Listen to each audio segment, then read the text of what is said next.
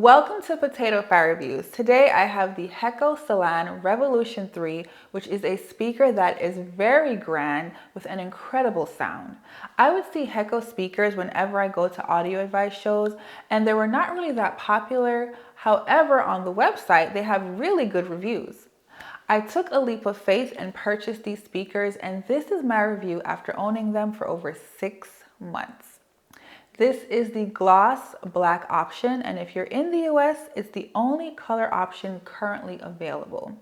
The price fluctuates between $1,100 to $1,600 depending on the time of the year.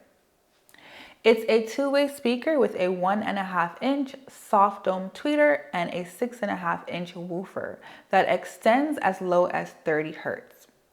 The impedance is 4 to 8 ohms, and it has a sensitivity of 90 decibels, which means it can be paired with a low-powered amplifier. The woofer is of paper cone, and from my experience, paper is a natural material and ironically helps to produce a neutral sound. On the back of the speaker, there is a huge flared port and 5 binding posts or terminals, which is a bit unusual. The extra binding post is to increase the high notes or treble by +2 decibels.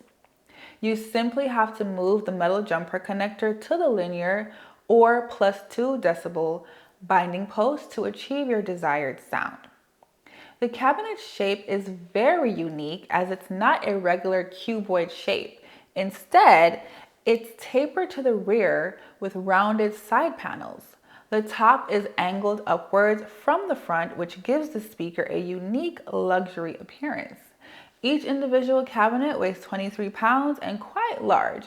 I had them on 28-inch solid steel stands and was a bit nervous. They were unsteady. This is how they look with the included magnetic grills. In my opinion, there are 2 types of speaker categories. One that makes music sound good, and the other is a speaker that replicates the accuracy of the music recorded. The Celan stands in the middle and is considered a revealing and neutral speaker with impressive low bass extension. I use the speaker with a powerful Gato Class C amplifier and an Arkham Class G amplifier. When paired with the Gato, the amplifier was definitely an overkill, but the sound produced was very lovely and holographic with deep and rich bass. With the Gato, I preferred the +2 decibel connector for the tweeter. There's a song called 16 Tons performed by Tom Morello, which has really low impactful bass, and when using the Celans, they sounded like small tower speakers. Fun fact, 16 Tons was actually originally written by Merle Travis and covered by many artists, even Johnny Cash.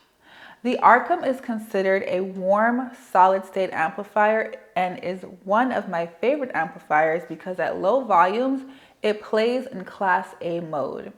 I had these speakers about 3 feet from the rear wall and 8 feet apart, and my music source was a Weem Pro using the amplifier's built-in DAC.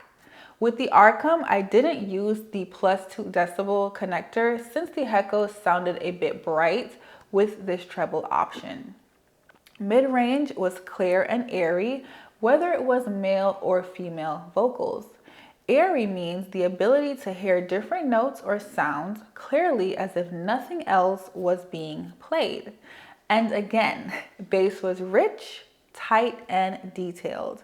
For a while, I used a subwoofer, but it wasn't necessary. Some distinctive features of the Celan are the piano gloss black painted exterior is very beautiful. Solid cabinet build with hex screw securing the woofer, tweeter, and even the port. This is the first time I've seen a speaker with an option to adjust high notes by +2 decibels, and I really like it. A major drawback of the Celan is it starts to distort at 80 decibels. Sometimes, depending on my mood, after a hard day, I would crank my music up. I used an app on my cell phone called dB Meter for this measurement and stood 10 feet away from the center of my speakers. When comparing the Heco Celan to other speakers, let's just say of all the speakers I've owned, it's my second favorite. My first favorite is the KEF R3 Metas, whose video is coming up. The Meta's bass has a greater impact than the Celan, but keep in mind the KEF is about $1,000 more expensive.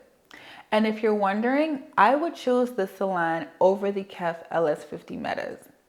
Another speaker that I've reviewed here is the Monitor Audio Bronze 100, and they sounded a bit dry when compared to the Celan.